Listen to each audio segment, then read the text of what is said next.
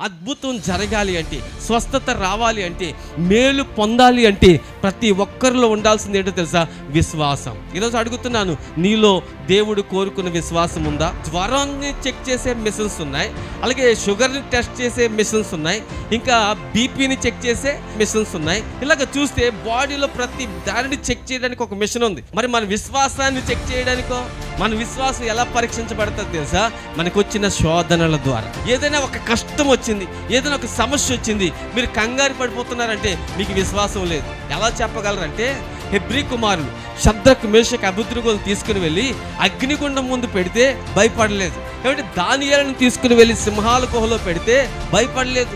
ఏమిటి దావీదు గాఢాంధకారపు లోయలలో సంచరిస్తే నేను భయపడ్డాను. ఎందుకో తెలుసా? వీళ్ళకి అపారమైన విశ్వాసం ఉంది. ఏంటి వీరి విశ్వాసం అంటే, మేము ఎక్కడ ఉన్నా మా దేవుడు రక్షించుటకు సమర్థుడు.